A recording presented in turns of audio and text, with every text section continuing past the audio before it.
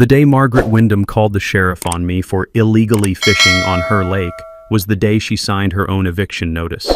There I was at dawn, casting my line at the same spot I'd fished for 23 years, when this shrill voice cuts through the morning like nails on a chalkboard. "You're trespassing on HOA waters." Sheriff's deputy shows up looking uncomfortable as hell. "Sorry, Theo, but she filed a complaint. I have to ask you to leave." Margaret stood there in her pastel outfit with that satisfied smirk, watching me pack up my tackle box. The snap of that box closing echoed across the water like a gunshot. What this newcomer didn't know? I didn't just have permission to fish that lake. I owned the entire thing, every drop, and she'd been illegally charging my neighbors $200 a month to use my property. Time to teach a bully that some fishing holes bite back. What would you do if some Karen tried to steal your fishing spot? Drop a comment and tell me where you're watching from. I guarantee you've got HOA nightmare stories too. My name's Theo Blackstone, and I moved to Pine Ridge Lake back in 1999 after my wife Sarah passed. Cancer took her at 48, and I needed somewhere quiet to put the pieces back together. This little 2-acre plot came from my grandfather's estate, just raw land with a view of the water. I built the cabin myself, board by board, nail by nail. When your hands are busy, your heart hurts a little less. The lake became my therapy. Every dawn for 23 years, I'd cast my line into that dark water while mist rose like ghosts off the surface. The smell of pine needles mixed with damp earth, and the only sounds were loons calling across the water and the gentle crunch of gravel under my boots at the boat launch. This wasn't just fishing, this was healing. Pine Ridge Lake's a 40-acre natural spring-fed beauty surrounded by a mix of old cabins like mine and newer McMansions that started popping up around 2015. The original residents were good people, blue-collar retirees, veterans, teachers living on modest pensions. We looked out for each other, borrowed tools, shared fish when the catching was good. Nobody cared if your truck had more rust than paint, or if your lawn looked like a patchwork quilt. Then came the gentrification wave, and with it, Margaret Wyndham, who arrived like a hurricane in designer shoes. Margaret rolled into town 6 months ago in a white BMW SUV with a blessed vanity plate, fresh from a divorce settlement that landed her an $800,000 lakefront property.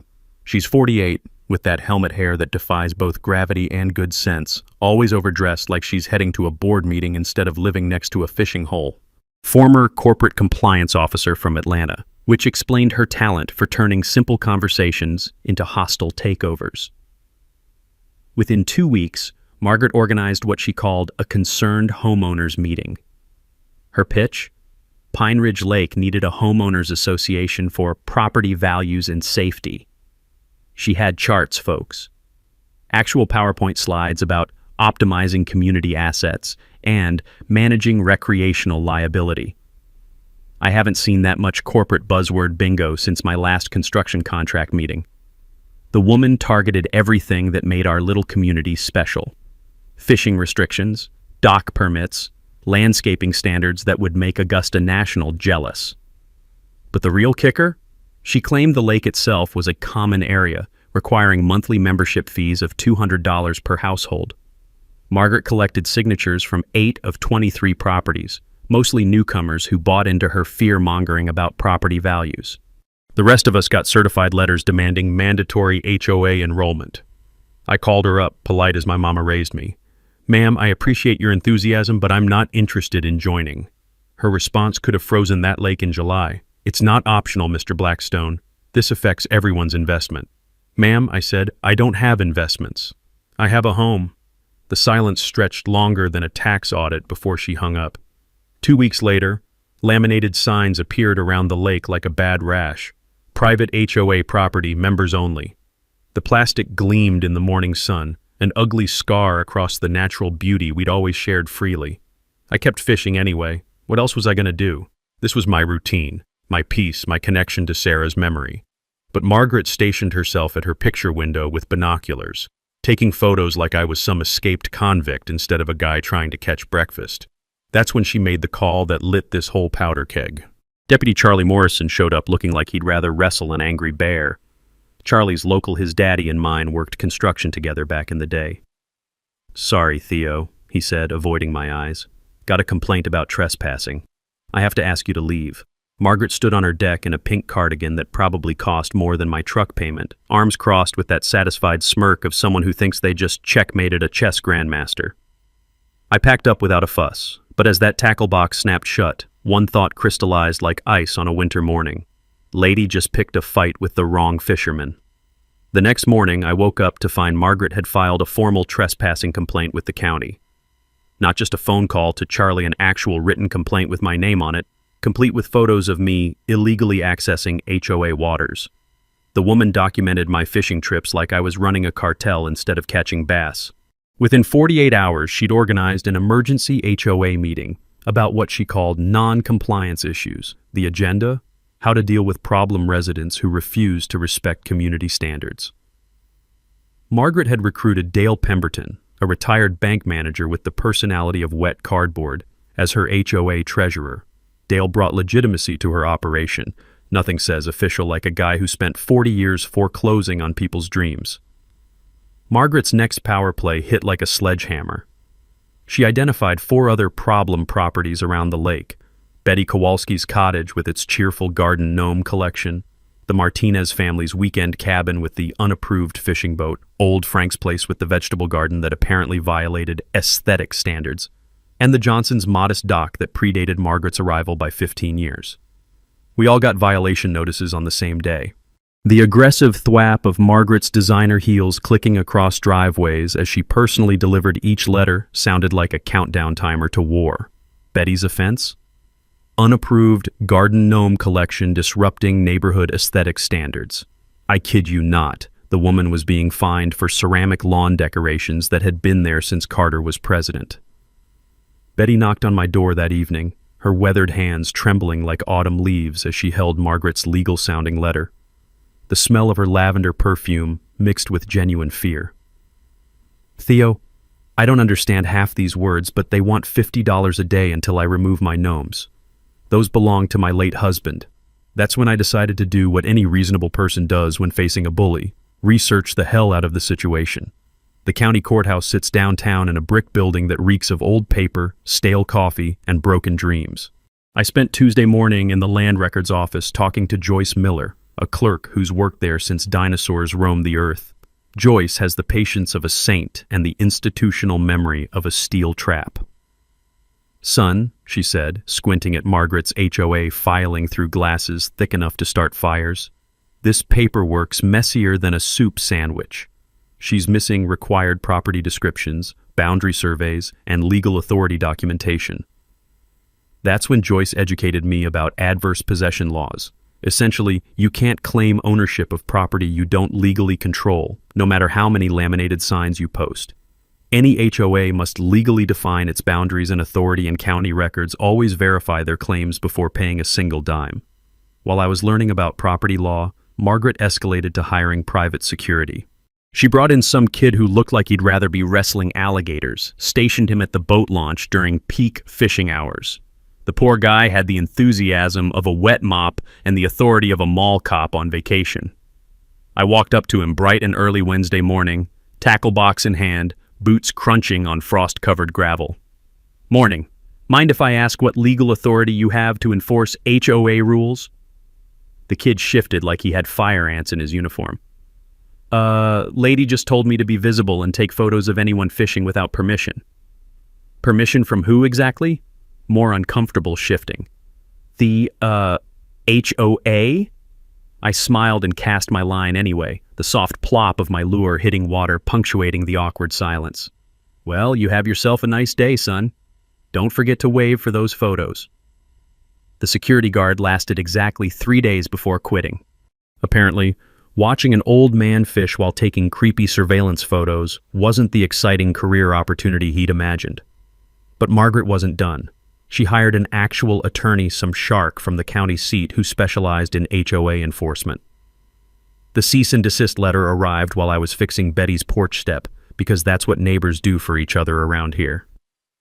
The legal language was impressive, full of words like forthwith and pursuant to, demanding $500 in administrative fees, plus immediate compliance with fishing restrictions. Betty read over my shoulder, her face growing paler with each paragraph. "What's so funny?" she asked when I started chuckling. I folded the letter and slipped it into my shirt pocket. Margaret just picked a fight with the wrong fisherman. See, while she was busy playing lawyer and hiring security guards, I'd been doing my homework. That morning's courthouse visit had turned up something interesting on the 1960s county survey maps. A discrepancy suggesting the lake extended way beyond Margaret's claimed HOA territory. More importantly, I'd found a reference to subsurface mineral rights in my grandfather's deed. Time to find out exactly what Grandpa Blackstone had left me, because something told me it was a lot more than Margaret bargained for. Margaret's attorney letter triggered what she called an emergency enforcement meeting at her pristine lakefront palace. Her living room looked like a corporate boardroom had a baby with a country club, all beige leather and motivational artwork about success and excellence. The air reeked of expensive vanilla candles and desperation. She'd assembled her nervous coalition of 8 HOA members, each clutching violation notices like talismans against common sense. "Property values are at stake," Margaret announced, clicking through her PowerPoint presentation like she was launching a hostile takeover instead of harassing retirees. Her enforcement plan included liens, small claims court, and police reports.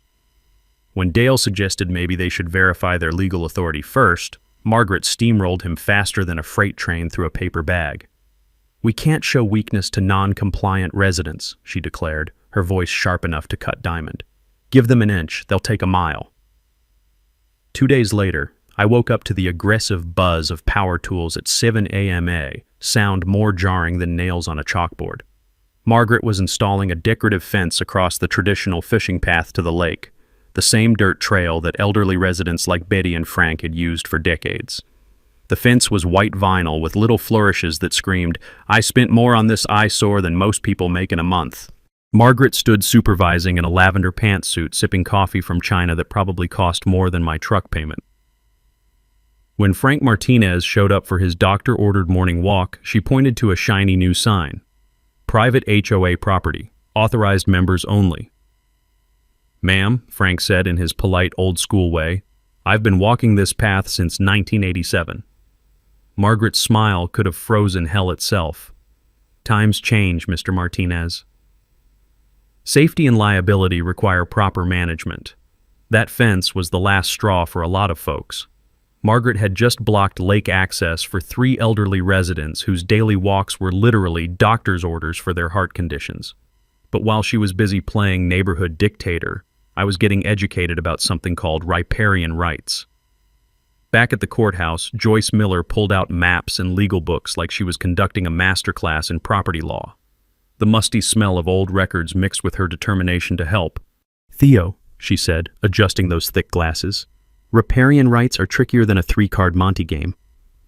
When you own land adjacent to water, you often get usage rights too, sometimes way more than people realize. Riparian rights mean owning land next to water often includes water usage rights.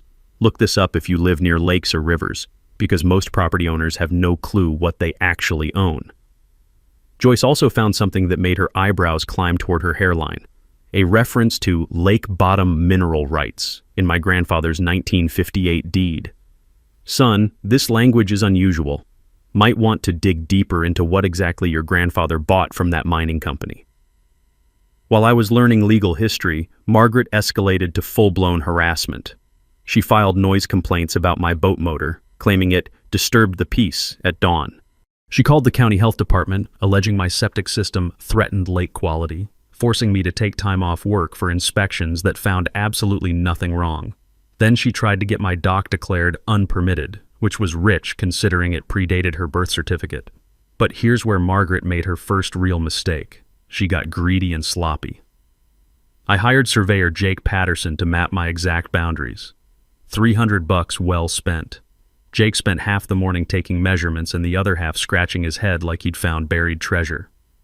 "Theo," he said, pointing at his equipment, "your lot extends 30 feet further into the lake than anyone expected. Plus, I've seen references to old mining claims from the 1940s around here. Might be worth checking what rights came with those original purchases."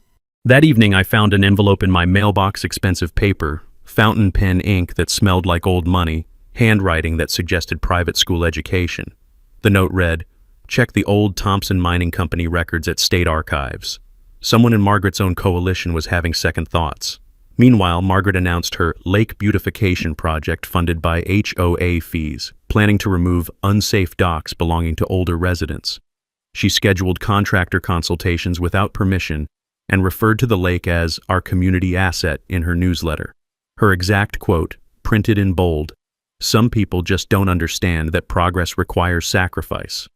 But as I studied Jake's survey report that night, listening to loons call across the dark water, one detail jumped out like a lighthouse beacon.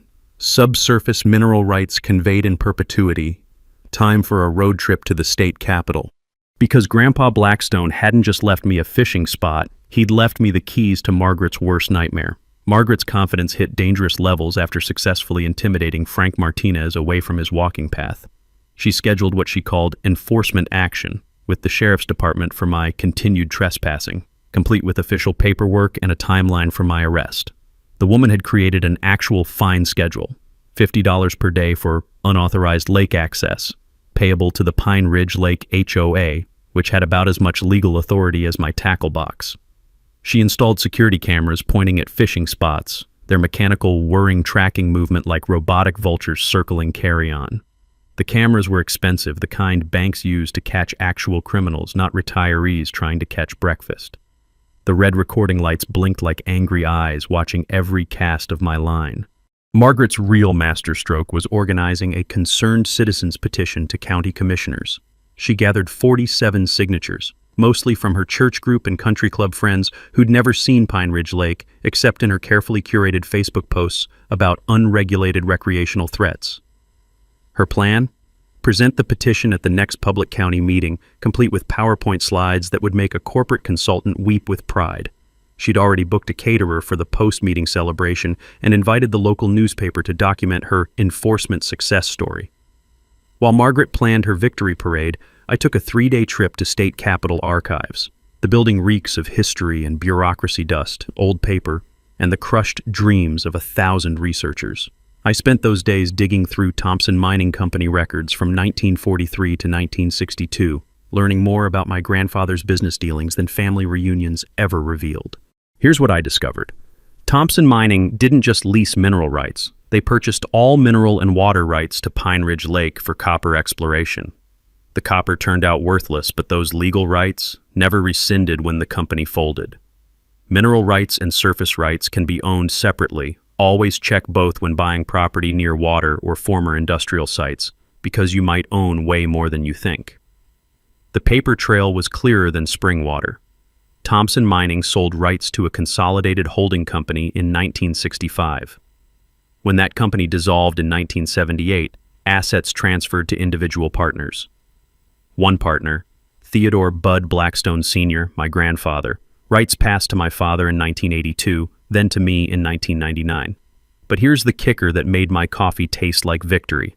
Those rights included lake bottom ownership, not just mineral extraction. Every square foot of lake bed, from shore to shore, legally belonged to me. Back home, Margaret was sabotaging everything with the desperation of a sinking ship captain. She reported my boat as an abandoned vessel to state environmental agencies. She filed complaints claiming I was running commercial operations without permits. Apparently, one guy with a fishing rod qualified as commercial fishing in Margaret's alternate universe where logic goes to die. She spread rumors about property tax delinquency, which was hilarious since I'd been current for 23 years. The woman went full scorched earth, approaching my part-time employer to suggest I was unreliable and involved in neighborhood disputes. My boss knew me well enough to laugh off her complaints, but the audacity was breathtaking. Meanwhile, Betty Kowalski was doing detective work that would shame professional investigators. She discovered Margaret's HOA had never filed proper incorporation papers with the state. It existed only as an informal neighborhood group with about as much legal authority as a quilting circle.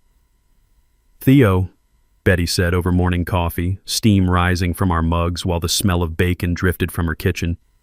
"That woman's been running a con game since day one. Dale Pemberton visited me personally, looking more uncomfortable than a vegetarian at a barbecue contest. He suggested a compromise solution, reduced HOA fees in exchange for limited fishing schedule. I politely declined without revealing my research findings. Dale left frustrated, warning that Margaret won't back down easily. If only he knew how spectacularly right he was. Margaret hired a private investigator to excavate my background, desperately hunting for criminal history, tax liens, anything to discredit me. The PI found nothing but reported my financial situation as modest but stable, probably not the smoking gun Margaret was paying for. Her frustration was growing like kudzu in summer heat. The simple intimidation tactics that worked in corporate boardrooms were failing against a guy who just wanted to fish in peace. That's when Margaret decided to go nuclear. She scheduled a final compliance meeting at her house, setting it up like a hostile takeover negotiation with Dale as witness. She invited me to resolve this situation like adults, clearly expecting her boardroom intimidation to finally break me. I agreed to attend, bringing my own folder of documents. As I sat in my truck that evening, the leather seat creaking as I shifted to check my grandfather's original deed one more time, I couldn't suppress a grin. Margaret thought she was playing chess while I was playing checkers. Tomorrow's meeting was going to be very educational, just not for the person she expected. Attorney Samuel Bennett's office smelled like leather-bound law books and expensive coffee, the kind of place where justice costs money but delivers results. I'd driven to the county seat with my grandfather's deed package, hoping for clarity but half expecting another dead end. Bennett reviewed my documents with the methodical precision of a surgeon, occasionally making notes in handwriting that looked like it required a decoder ring. "Mr. Blackstone," he said after 20 minutes of silence that felt like 20 hours, "this is extraordinary. Your mineral rights don't just include subsurface ownership, they encompass complete lake bottom ownership and all surface water usage rights." My coffee cup froze halfway to my lips. The leather chair creaked as I leaned forward. "Come again?" Chen spread the documents across his mahogany desk like he was laying out a royal flush. When Thompson Mining purchased these rights in 1943, mining law allowed comprehensive resource acquisition. They bought everything from surface water to bedrock, including what lawyers call perpetual access for extraction and related activities. Modern interpretation? Swimming, boating, fishing all qualify as related activities. The implications hit me like a Category 5 hurricane made of pure justice. So when Margaret's HOA claims lake ownership, they're attempting to charge fees for access to your private property, Bennett finished, his smile sharp enough to perform surgery. Every violation notice, every fine, every restriction, it's all been attempted theft of your property rights. The silence in that office was so profound I could hear my own heartbeat. I didn't just have permission to fish that lake. I owned it. Margaret had been running a protection racket on my property for 6 months. Water rights law is complex, but mineral rights often include more than just mining, especially in older deeds that predate modern property divisions. While I was learning I owned the battlefield, Margaret was distributing final warning letters like a general declaring war on her own troops. Her deadline, 48 hours to pay HOA fees or face immediate enforcement measures. She claimed authority to protect community investment, blissfully unaware she'd been threatening the actual property owner. Chen's paralegal discovered Thompson Mining's 1962 comprehensive lake survey, detailed depth charts, spring locations, fish habitat zones. The brittle yellow maps crackled like Rice Krispies as we unfolded them, revealing environmental data that would make any modern agency jealous. "What are my options?" I asked, though part of me already knew the answer.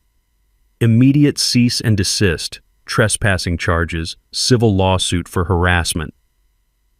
Bennett paused, studying my expression like I was an interesting legal puzzle.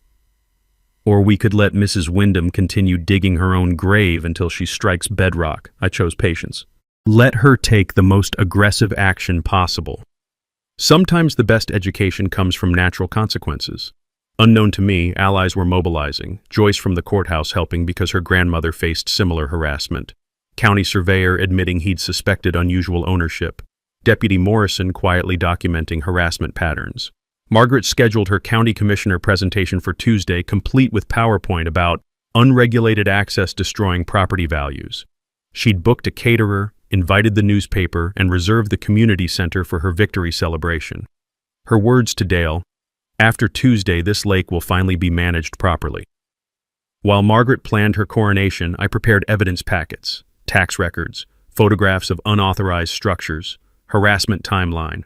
The fresh ink smell from the copy machine mixed with the musty courthouse basement air as I built Margaret's doom in triplicate. The delicious irony? Margaret's research found lake taxes paid by T. Blackstone. She assumed it was a typo, never connecting it to the fishing guy she'd been harassing. Her meeting invitation promised to resolve lake access issues permanently. I accepted, asking if I could bring documentation. Margaret's delight at my apparent surrender was about to become the most expensive mistake of her life. The War Council convened at my cabin on Sunday evening. Betty, Joyce, and Attorney Bennett gathered around my kitchen table like generals planning D-Day. Betty brought homemade cookies that smelled like cinnamon and righteous anger. The wood smoke from my fireplace mixed with coffee aroma and the collective determination of people who'd had enough of being pushed around. "All right," Bennett said, spreading legal documents across the table like battle plans. "Let's discuss how to maximize impact of the ownership reveal." Joyce leaned forward, her glasses catching the lamplight. "We need to think about the other families Margaret's been harassing. This isn't just about Theo. It's about establishing that you can't bully people out of their homes." Betty nodded so hard her coffee nearly sloshed over the rim. "That woman fined me $50 a day for garden gnomes.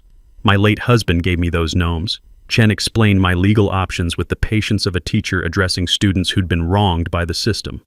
"We can file criminal trespassing charges against anyone who installed unauthorized structures on Theo's property, civil damages for harassment, defamation, and interference with property enjoyment."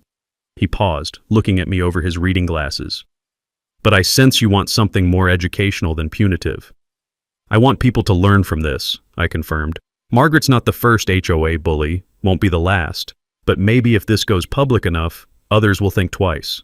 Property rights violations can result in both criminal charges and civil lawsuits. Document everything with dates, photos, and witnesses. Joyce pulled out her organizational masterpiece, a chronological evidence file that would make a prosecutor weep with joy. Every photo, letter, witness statement, and recording organized by date with color-coded tabs. The satisfying click of her three-hole punch had been working overtime. "We've got a parallel timeline," she explained, pointing to her charts. "Margaret's escalating claims on one side, Theo's actual legal rights on the other. The gap between what she claimed and reality is the Grand Canyon of legal liability." Betty coordinated with the other harassed residents, 4 families who'd agreed to attend the county meeting as witnesses. Each had documentation of bogus violations and illegal fee demands. Her kitchen table had become mission control, covered with violation letters, photographs, and handwritten testimonies that told stories of systematic bullying. The media angle came together thanks to Joyce's reporter friend at the county newspaper. Initially skeptical when Joyce pitched newcomer HOA attempts to claim ownership of privately owned lake, the reporter changed her tune after seeing my deed documentation. "This is actually newsworthy," she'd admitted, the smell of newsprint and ambition practically radiating through the phone. "I'll attend the county meeting for potential follow-up."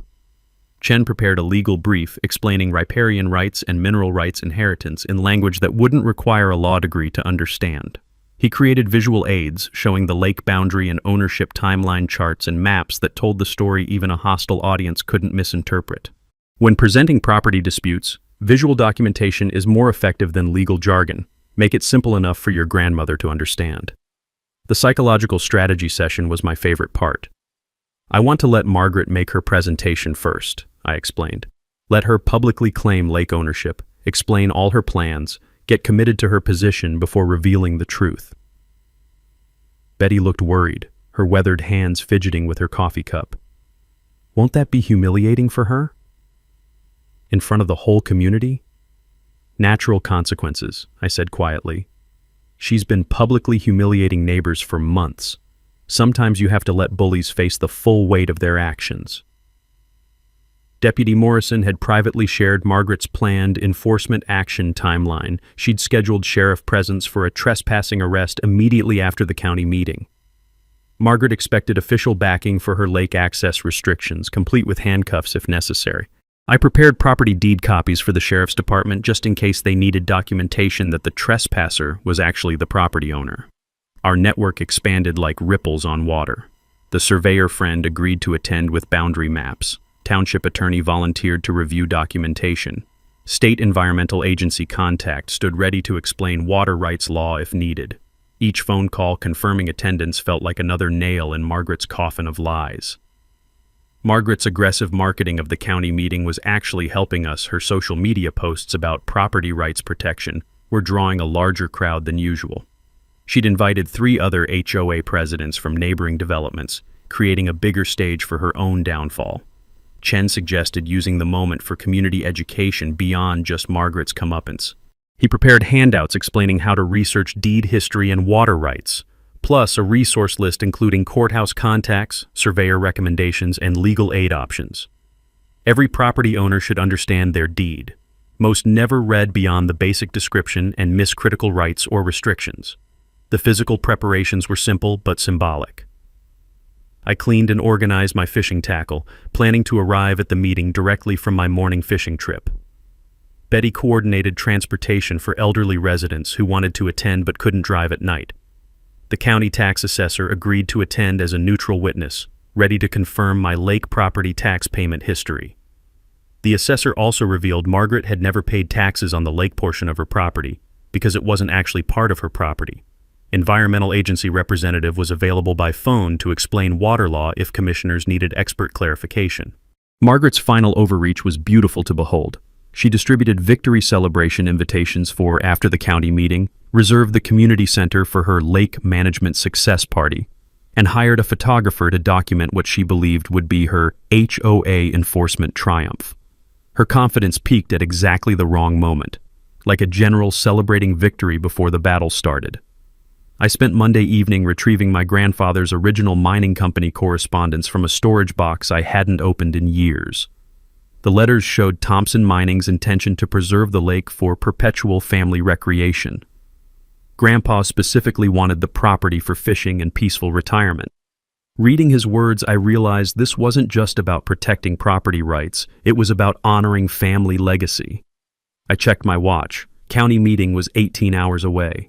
Margaret had no idea she was about to face someone who owned not just the fishing spot, but the entire battlefield. Time to go fishing one last time before everything changed. Monday morning, my phone buzzed with Margaret's urgent community safety alert before I'd even finished my first cup of coffee. She'd sent a mass text to every lake resident claiming an anonymous tip about tax delinquency on lake property, creating an ownership vacuum. Her argument? The HOA must step in to protect community assets from government seizure. The rapid-fire ding of notifications echoed through the neighborhood as phones lit up with her fear-mongering nonsense. It was like watching someone yell fire in a crowded theater, except the fire was imaginary and the theater was a peaceful lakefront community. Margaret wasn't done with her pre-meeting blitz. She tried to get me banned from the county meeting itself, filing a complaint claiming I'd threatened HOA members. When the commissioner's office politely explained that public meetings are open to all residents, I could practically hear her grinding her teeth through the phone lines. Dale's doubts were growing louder than his loyalty. At Monday's hastily called HOA meeting, he questioned Margaret's increasingly extreme tactics. Shouldn't we get a legal opinion about actual lake ownership before the county meeting? His voice carried the nervous energy of a man realizing he'd backed the wrong horse. Margaret dismissed his concerns like swatting a mosquito. Possession is 9/10 of law, Dale. We have the signs, the fences, the documentation. They have excuses. Dale's uncomfortable expression suggested he was reconsidering every decision that led him to this moment. Margaret's social media campaign escalated to absurd levels. She created a Facebook group called Pine Ridge Lake Property Protection and posted photos of me fishing with captions about unauthorized commercial fishing operations threatening community safety. She shared fake legal citations about HOA authority over common areas that would make any actual lawyer laugh until they cried. The aggressive tapping of her manicured nails on her phone screen must have sounded like a woodpecker on amphetamines. Meanwhile, I maintained my normal routine fishing at dawn, helping neighbors with repairs, staying calm while Margaret spun herself into a frenzy. The contrast wasn't lost on our neighbors. Betty mentioned that people were starting to notice how peaceful I remained while Margaret grew more agitated by the hour. The morning mist rose off the lake like ghosts while Margaret's shrill voice echoed from her deck, barking orders at her remaining supporters like a general losing control of her troops. Margaret's private investigator delivered his final report Monday afternoon. Clean record, modest finances, well regarded by longtime residents. But the PI noted something that should have been a red flag. Subject owns more property than apparent based on visible structures. The report mentioned mineral rights inheritance, but apparently didn't research deep enough. Margaret missed the warning completely, focusing instead on what she called my financial vulnerability. Lady thought I was poor and desperate. She had no idea I was sitting on property rights worth more than her BMW. Her coalition-building efforts brought 3 neighboring HOA presidents to Pine Ridge for a property rights solidarity meeting. Each had similar stories of problem residents resisting HOA authority. They planned a coordinated presentation showing a pattern of non-compliance across multiple communities. Margaret created a false narrative about property values declining due to unmanaged lake access, complete with cherry-picked real estate data that would make a statistician weep. The environmental agency inspection was Margaret's most desperate move. She filed a complaint about my dock threatening the lake ecosystem. When the inspector arrived Tuesday morning, he found a structure that exceeded modern environmental standards. "Mr. Blackstone," he said, examining the commercial-grade construction, "this dock was built to mining equipment specifications. It's probably safer than most modern docks. Original construction permits often exceed modern standards. Save all documentation from previous property owners because that paperwork can be pure gold." Betty's intelligence network delivered crucial information Monday night. Margaret hadn't paid property taxes on the lakefront footage she claimed. The county assessor confirmed Margaret's deed didn't include water rights. It stopped at the high water mark like every other lakefront property. We shared coffee while reviewing Betty's findings, the steam rising between us like visible proof of Margaret's evaporating case. Margaret hired a second attorney Monday afternoon, $2,000, for a legal opinion supporting lake access restrictions. The attorney wrote a beautiful letter based entirely on Margaret's version of facts. The opinion was legally worthless because it assumed the HOA owned the lake, but Margaret waved it around like a papal decree. Anonymous support arrived in my mailbox Tuesday morning. Copies of Margaret's private emails showing coordination with other HOAs to eliminate problem residents through financial pressure techniques and social isolation strategies. Someone in her inner circle was having serious second thoughts and wanted me armed with evidence of systematic harassment. Margaret's media manipulation attempt backfired spectacularly. She contacted the local newspaper claiming a lake safety crisis and provided photos of my unauthorized fishing equipment. The reporter fact-checked her claims and discovered Margaret's background was corporate HR, not environmental science. The reporter's follow-up questions made Margaret defensive enough that she accidentally revealed her real motivation. "People like him lower property values and attract the wrong element." That quote would haunt her. I spent Tuesday afternoon installing official boundary markers at my property line legally required before any confrontation about trespassing. The solid thunk of stakes being driven into earth sounded like drum beats announcing an approaching reckoning.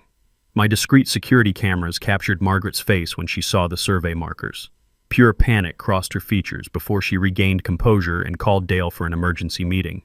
The community polarized rapidly. Longtime locals quietly aligned with me while Margaret's support crumbled as her tactics became more extreme.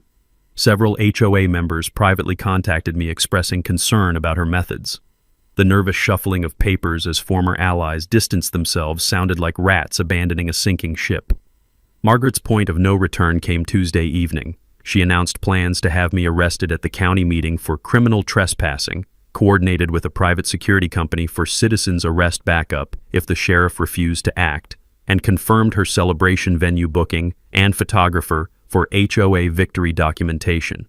Her exact words to her remaining supporters: "After tomorrow night, we'll never have to deal with his type again." I spent that final evening on my porch, listening to loons call across the water, reviewing my evidence one last time. Margaret was about to learn that some fishing holes bite back harder than she ever imagined. Wednesday morning arrived with perfect irony.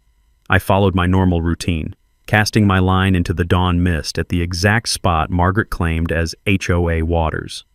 The lake was glass smooth, reflecting pink and orange sunrise colors like a postcard from a world where bullies didn't exist. Margaret watched from her window with binoculars, phone already pressed to her ear. Within 10 minutes, Deputy Morrison's cruiser rolled up the gravel path, the crunch of tires breaking the morning peace like an unwelcome alarm clock. "Theo," Charlie said, stepping out with the enthusiasm of a man walking to his own execution. She filed another complaint. "I have to ask you to leave until tonight's meeting resolves this." I complied gracefully, loading my tackle box with the same careful movements I'd made for 23 years. Margaret stood on her deck in a cream-colored blazer that probably cost more than most people's monthly rent, arms crossed in triumph, watching me pack up like she'd just conquered Mount Everest in high heels. The confident click of her designer shoes echoed across the water as she walked back inside, probably to rehearse her victory speech one more time. Margaret spent the day coordinating her coalition like a general preparing for Normandy. She arrived at the county building 2 hours early with 3 neighboring HOA presidents, all wearing matching navy blazers like they were starting a cult. Her entourage carried matching binders, poster boards, and enough documentation to wallpaper a small house. She reserved front-row seats for her supporters, distributed talking points about safety and property values, and tested her PowerPoint presentation 3 times to ensure technical perfection. The photographer she had hired set up equipment like he was covering a royal wedding instead of a county meeting about fishing rights. Dale expressed final concerns about legal authority, his voice cracking with the desperation of a man who'd realized too late he was on the wrong side of history. Margaret dismissed him with a wave that would make a Roman emperor proud. "Dale, we've come too far to show weakness now." I arrived at 6:45 p.m., 15 minutes before the meeting, directly from my unsuccessful morning fishing trip. The symbolism wasn't lost on anyone. I carried my tackle box in a single manila folder, looking like I'd wandered in from the lake by accident. My worn flannel and work boots contrasted sharply with Margaret's perfect styling and her supporters' corporate uniforms. Betty, Joyce, and the other longtime residents scattered throughout the room like seasoned guerrillas preparing for asymmetric warfare. We didn't sit together, didn't coordinate obviously, just occupied space and waited. The room dynamics were fascinating. County commissioners at the front recognizing familiar faces among the newcomers. Margaret's supporters clustered in their matching blazers, chattering nervously like actors before a performance. The county newspaper reporter sat in the back with her photographer, notepad ready. The air smelled like floor polish, nervous sweat, and impending justice. Commissioner Williams called the meeting to order at 7 p.m. sharp. After routine business about road maintenance and budget approvals, he announced, "Next item, public comment regarding Pine Ridge Lake access and homeowner association concerns. Ms. Wyndham, you have the floor." Margaret practically levitated to the podium, her professional PowerPoint gleaming on the projection screen like a corporate presentation from hell. She'd created graphs, charts, and statistics that would make a marketing team proud. "Commissioners, concerned residents," she began, her voice carrying the practiced confidence of someone who'd never been told no. "I'm here tonight, representing the Pine Ridge Lake Homeowners Association to address a critical community safety issue." Her presentation was polished, too polished. Professional photos of my fishing gear labeled as unauthorized commercial equipment. Charts showing declining property values attributed to unregulated lake access. Quotes from her petition about community safety concerns and liability risks. She presented her 47 signatures like they were the Declaration of Independence, claimed the HOA represented the responsible majority of homeowners, and showed photos of me with my tackle box labeled as repeated trespassing incidents. "We're not trying to prevent recreation," Margaret said, her tone suggesting exactly the opposite. "We're simply requesting official support for reasonable access restrictions and safety standards. The HOA has taken responsibility for lake management because no clear private ownership exists." That last line hung in the air like a grenade with the pin pulled. Margaret's closing was pure corporate manipulation. "We must protect our community investment from those who don't respect progress and property values. I'm formally requesting that commissioners grant the Pine Ridge Lake HOA Enforcement Authority over lake access, support our citation program for trespassing violations, and officially recognize our organization as the managing body for this community asset." Her supporters applauded. The photographer captured Margaret's satisfied smile. Dale looked like he wanted to sink through the floor. Commissioner Williams cleared his throat, the sound cutting through the applause like a judge's gavel. "Thank you, Miss Wyndham. That was very thorough." He paused, scanning the room. "Are there any responses or alternative perspectives?" I raised my hand slowly, deliberately, like a student who'd been waiting for exactly this question. Margaret's confident smirk suggested she expected surrender or fumbling excuses. Her body language screamed victory, shoulders back, chin up, arms crossed in satisfaction. Commissioner Rodriguez nodded. "Mr. Blackstone, please approach." I walked to the podium carrying only my manila folder, the thud of my work boots on the floor sounding like the countdown to Margaret's worst nightmare. The room fell silent enough to hear the fluorescent lights humming overhead. Margaret leaned back in her front row seat, clearly expecting me to beg for mercy or negotiate terms of surrender. Instead, I opened my folder with the casual deliberation of someone holding a royal flush and said 7 words that drained the color from Margaret's face. "Commissioners, I'd like to clarify property ownership." I started with gratitude because that's how you hook an audience before dropping a bomb. "Thank you, Commissioners, for your time and for allowing democratic process to work as intended. I also want to thank Ms. Wyndham for her passionate presentation about community management." Margaret's smirk widened. She thought I was surrendering. "I agree that lake management is an important responsibility," I continued, my voice steady as bedrock. "Which is why I take my property tax payments seriously. Been paying them faithfully for 23 years on Pine Ridge Lake." The room's energy shifted like a weather front moving in. Papers rustled as I opened my folder with deliberate slowness, the sound echoing in the suddenly attentive silence. Ms. Wyndham stated that no clear private ownership exists for the lake. I'd like to correct that misunderstanding. I produced a certified copy of my property deed, the official county seal visible even from the back row. This deed, dating from 1958, establishes that my grandfather, Theodore Blackstone Sr., purchased complete mineral and water rights to Pine Ridge Lake from Thompson Mining Company. Margaret's face transitioned from smug to confused faster than a traffic light change. "Those rights," I continued, "include subsurface ownership of the entire lake bottom and perpetual water access rights for extraction and related activities. In modern legal interpretation, fishing, swimming, and boating all qualify as related activities." I placed the deed on the commissioner's desk like a lawyer presenting Exhibit A in a murder trial. Commissioner Williams leaned forward, suddenly very interested. "Mr. Blackstone, are you claiming you own the lake?" "Not claiming, sir. Stating fact. I own the lake bottom, the water rights, and have been paying property taxes on it annually since inheriting the property in 1999. The room erupted in whispers like a kicked hornet's nest. Margaret shot to her feet, her cream blazer suddenly looking less authoritative and more like a costume from a play that had gone horribly wrong. "This is impossible." Her voice cracked with panic that no amount of corporate polish could hide. "We researched ownership. This can't be legal." Attorney Bennett stood from where he'd been sitting quietly in the middle rows. "If I may, Commissioners?" Samuel Bennett, representing Mr. Blackstone. "I can clarify the property law here." Commissioner Rodriguez gestured for him to continue, clearly fascinated by the drama unfolding better than any reality TV show. Chen approached with the calm authority of someone who'd read every relevant law book twice. "Riparian rights and mineral rights inheritance are complex, but this case is actually straightforward. Thompson Mining Company purchased comprehensive resource rights in 1943, which were never rescinded.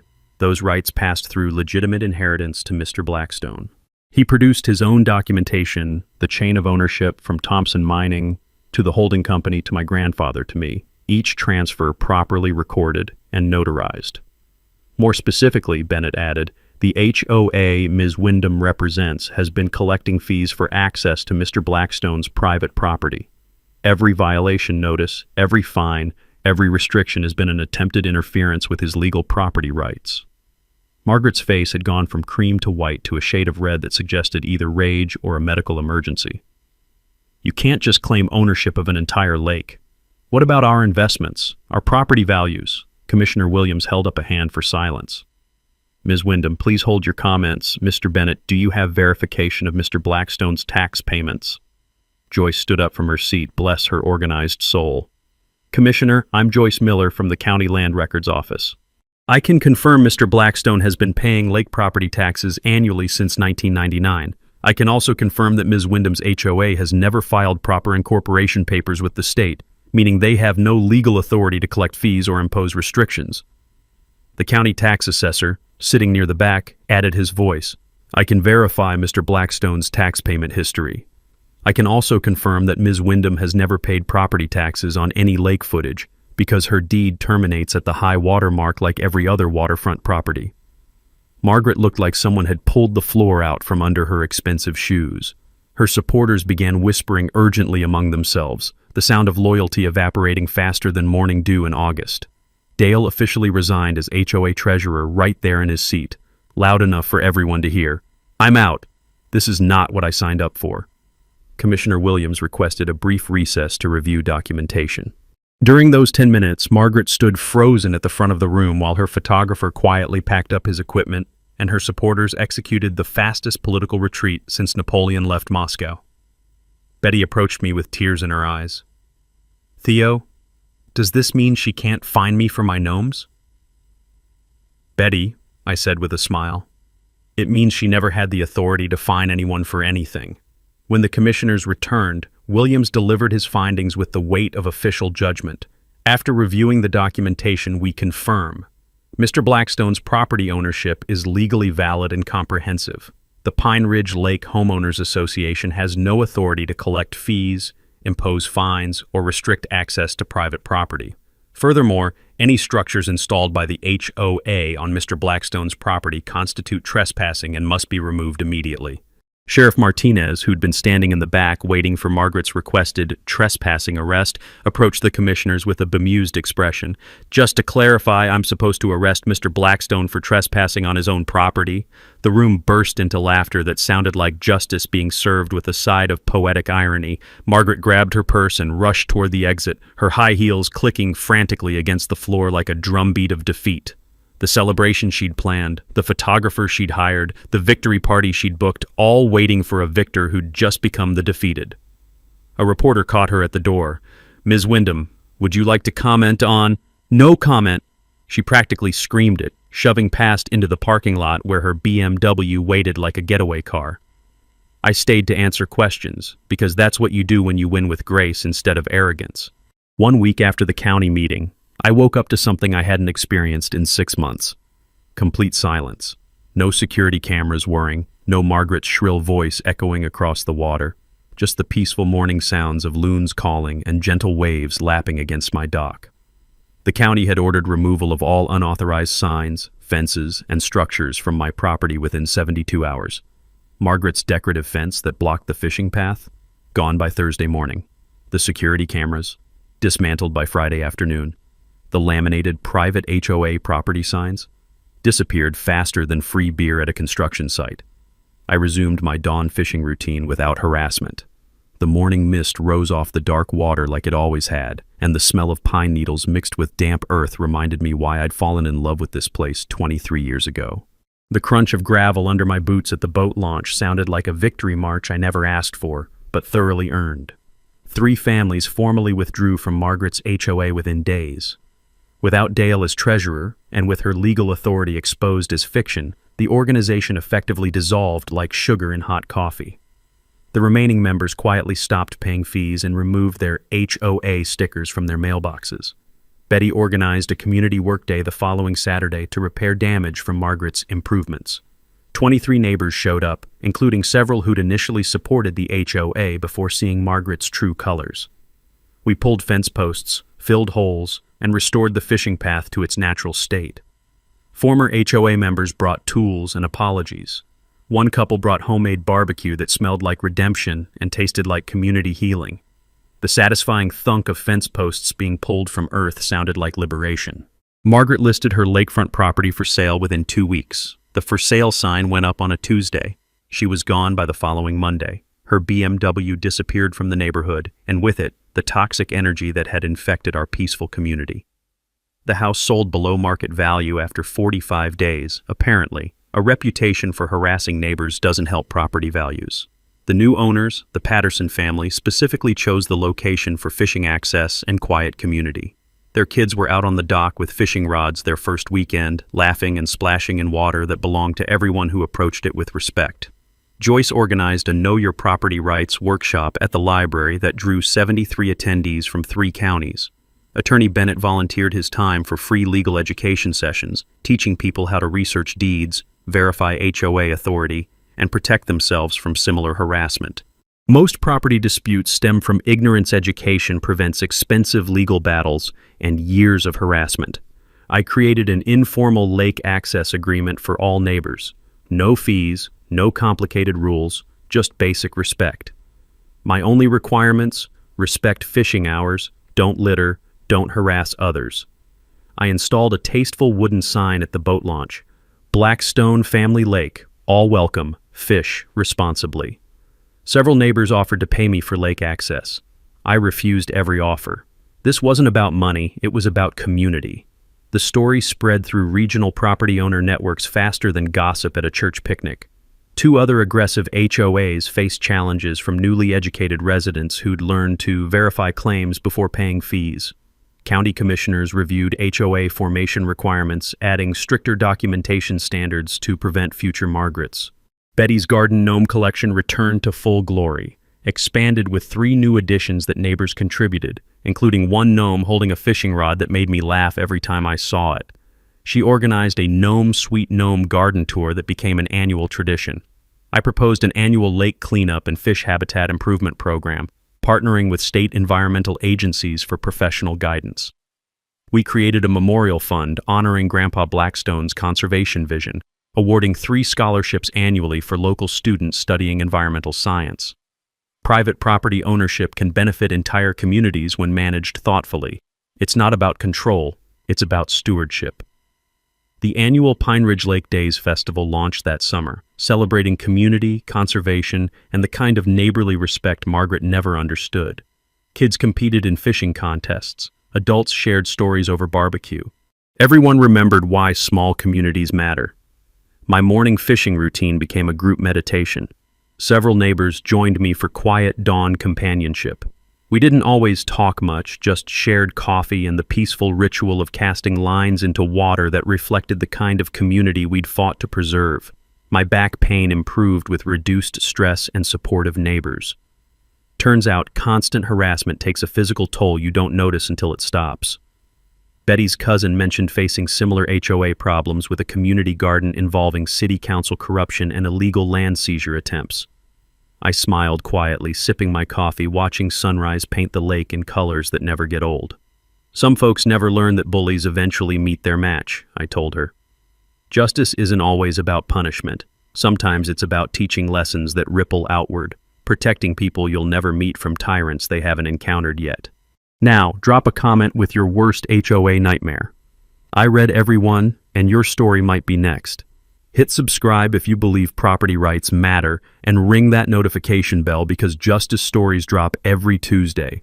And remember, sometimes the best revenge isn't revenge at all. It's watching a bully realize they picked a fight with someone who owns the entire battlefield. That's all for today's HOA madness. If watching justice serve itself made your day, smash that like button, share your thoughts down below, and make sure you're subscribed. More outrageous neighborhood showdowns are just around the corner.